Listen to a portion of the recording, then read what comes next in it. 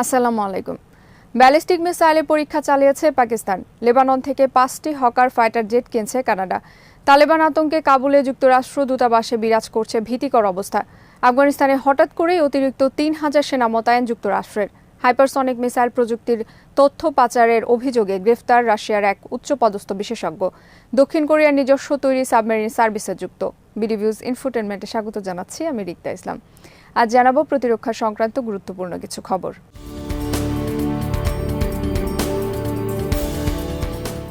Surface two surface এই মিসাইলের নাম গজনবি।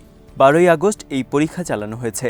পাকিস্তান ISPR এর বিবৃতিতে বলা হয়েছে, আর্মি স্ট্র্যাটেজিক ফোর্সেস কমান্ডে অপারেশনাল প্রস্তুতি নিশ্চিত করার জন্য প্রশিক্ষণের অংশ হিসেবে এই মিসাইল টেস্ট করা হয়েছে।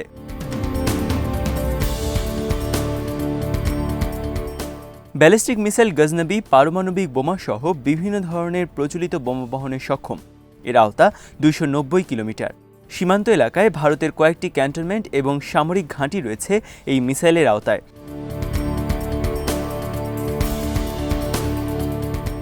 প্রশিক্ষণ পর্বে দিনে এবং রাতে গজনবি মিসাইল ফায়ার করা হয়েছে। পাকিস্তান আর্মি স্ট্র্যাটেজিক ফোর্স এই মিসাইল সিস্টেমের উপর ব্যাপকভাবেই নির্ভরশীল।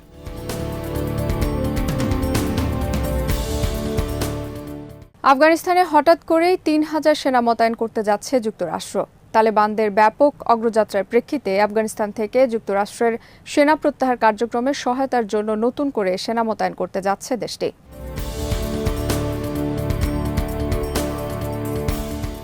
বিভিন্ন মাধ্যমে খবর বেরিয়েছে, কাবুলের দিকে তালেবানদের দ্রুত এগিয়ে আসায় কাবুলে যুক্তরাষ্ট্র দূতাবাসে ভীতিকর অবস্থা বিরাজ করছে। টম বোম্যান নামে NPR এর একজন সাংবাদিক তার টুইট অ্যাকাউন্টে লিখেছেন, পেন্টাগন যা বলছে তার তুলনায় অনেক বেশি ভয়ানক অবস্থা বিরাজ করছে কাবুলের যুক্তরাষ্ট্র দূতাবাসে। মেইল বন্ধ হয়ে গেছে। আতঙ্কিত কর্মকর্তা কর্মচারীরা তাদের দূতাবাস ত্যাগের জন্য প্রস্তুত হয়ে আছেন জিনিসপত্র গুছিয়ে। অনেকে মূল্যবান কাগজপত্র, কম্পিউটার, ফোন ধ্বংস করেছেন। অনেকে একে তুলনা করছেন যুক্তরাষ্ট্রের ভিয়েতনাম যুদ্ধের শেষ দিনগুলোর সাথে। সাইগন পতনের সাথে কাবুলের তুলনা করা হচ্ছে।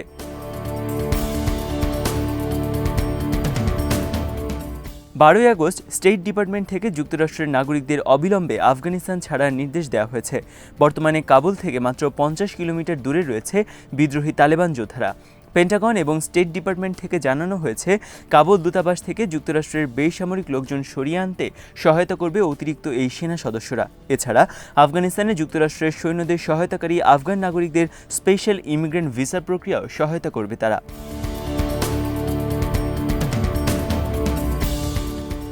নতুন করে মোতায়েনকৃত 3000 সৈন্যের একটি ব্যাটালিয়ন যুক্তরাষ্ট্র আর্মির এবং অপর দুটি মেরিন কর্পস ব্যাটালিয়ন। পেন্টাগন মুখপাত্র জন কার্বি জানিয়েছেন, 48 ঘন্টার মধ্যে সৈন্যরা কাবুলে হামিদ কারজাই ইন্টারন্যাশনাল এয়ারপোর্টে অবতরণ করবে। আফগানিস্তানে বর্তমানে 650 সেনা মোতায়েন রয়েছে। তারা মূলত রয়ে গেছে কাবুলে যুক্তরাষ্ট্রের দূতাবাস আর এয়ারপোর্টে নিরাপত্তায়। যুক্তরাষ্ট্রের নতুন মোতায়েনকৃত 3000 সৈন্য কাবুল এয়ারপোর্টে নিরাপত্তা জোরদারে ভূমিকা পালন করবে।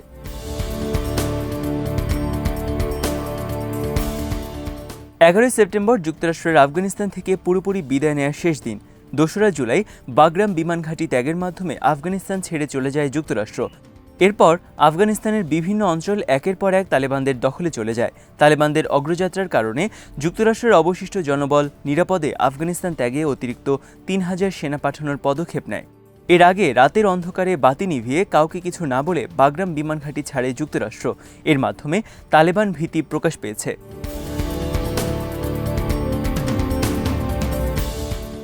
রাশিয়া একজন উচ্চপদস্থ হাইপারসনিক প্রযুক্তি বিশেষজ্ঞকে রাষ্ট্রদ্রোহের অভিযোগে জেলে ঢুকিয়েছে।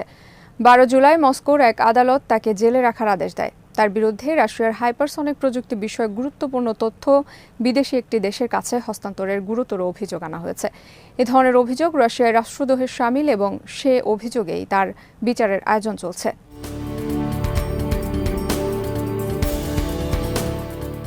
গ্রেফতারকৃত এই হাইপারসনিক প্রযুক্তি বিশেষজ্ঞ হলেন সেন্ট পিটার্সবার্গ ভিত্তিক হাইপারসনিক রিসার্চ ইনস্টিটিউটের মহাপরিচালক ও চিফ ডিজাইনার আলেকজান্ডার কুরানভ।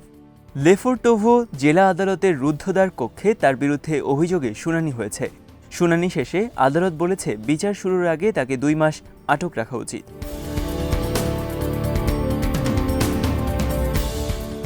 রাশিয়ান কর্মকর্তারা অভিযোগ করেছেন, পশ্চিমা গোয়েন্দারা রাশিয়ান হাইপারসনিক প্রযুক্তি চুরির লক্ষ্যে সম্প্রতি তাদের চেষ্টা ব্যাপকভাবে বৃদ্ধি পেয়েছে।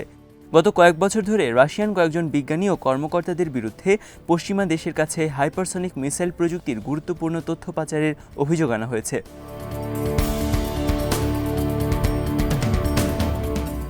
রাশিয়ার দাবি মতেই তারা বর্তমানে বিশ্বের একমাত্র হাইপারসনিক মিসাইলের অধিকারী।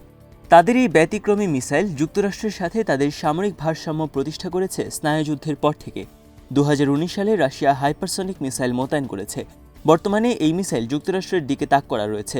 কয়েক মিনিটের মধ্যে বিশ্বের যে কোনো প্রান্তে অপ্রতিরোধ্য এই মিসাইল পারমাণবিক বোমা হামলা পরিচালনায় সক্ষম।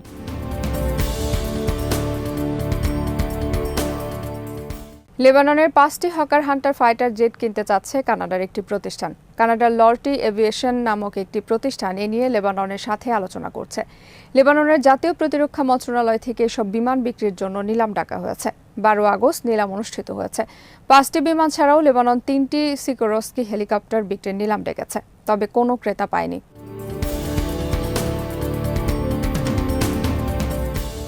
অর্থের অভাবে 2010 সাল থেকে লেবানন তাদের হকার হান্টার ফাইটার জেট এবং সিকোরস্কি হেলিকপ্টারের কোনো অপারেশন পরিচালনা করতে পারেনি। দীর্ঘদিন পড়ে থাকার ফলে ইতোমধ্যেই অচল হয়ে গেছে সিকোরস্কি হেলিকপ্টার।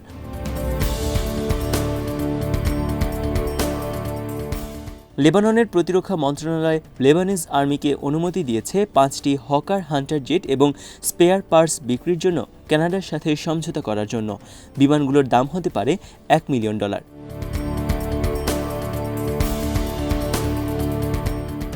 দীর্ঘদিন ধরে তীব্র অর্থনৈতিক মন্দা চলছে লেবাননে। অর্থনৈতিক দুরবস্থার কারণে দেশটিতে সম্প্রতি ব্যাপক বিক্ষোভের ঘটনা ঘটেছে।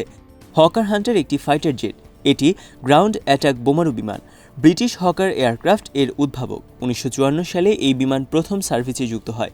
বিশ্বের বহু দেশ এই বিমান ব্যবহার করলেও বর্তমানে প্রায় সব দেশ অবসরে পাঠিয়েছে এই বিমান। কানাডা লেবাননের কাছ থেকে কিনে সংস্কারের পর আবারও চালু করবে এসব হকার হান্টার জেট।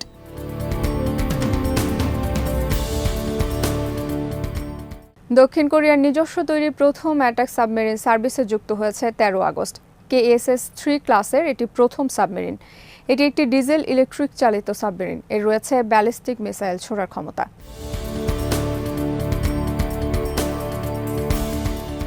KSS-3 ক্লাসের মোট 9টি সাবমেরিন নির্মাণ করবে দক্ষিণ কোরিয়া। কোরিয়া 2022 সালে সার্ভিসে যুক্ত হওয়া নতুন সাবমেরিনটি অপারেশনে মোতায়েন করবে। সাবমেরিনটি 83.5 মিটার দীর্ঘ। সার্ফেসে ডিসপ্লেসমেন্ট ক্ষমতা 3,358 টন। ডুবন্ত অবস্থায় ডিসপ্লেসমেন্ট ক্ষমতা 3,705 টন। সর্বোচ্চ গতি ঘন্টায় 20 নটিক্যাল মাইল। অপারেশন আওতা 10,000 নটিক্যাল মাইল। ক্রু ধারণ ক্ষমতা 50 জন।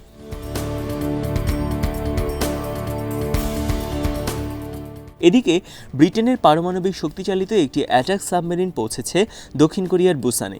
ব্রিটিশ ক্যারিয়ার স্ট্রাইক গ্রুপের সাথে যোগ দিতে ব্রিটিশ নেভির অ্যাস্টিটিউড ক্লাসের শক্তিশালী এই সাবমেরিন কোরিয়া পৌঁছালো।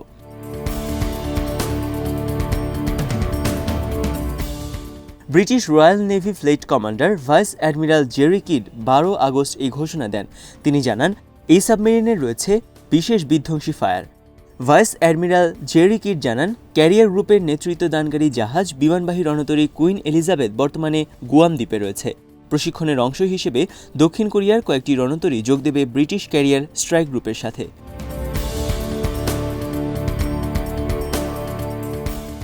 আজ এখানে শেষ করছি। সমরাষ্ট্র প্রতিরক্ষা ও কূটনীতির নানা তথ্য জানতে চোখ রাখুন বিডি ভিউজ ইনফোটেইনমেন্টে। চ্যানেলটি ভালো লাগলে সাবস্ক্রাইব করুন। আল্লাহ হাফেজ।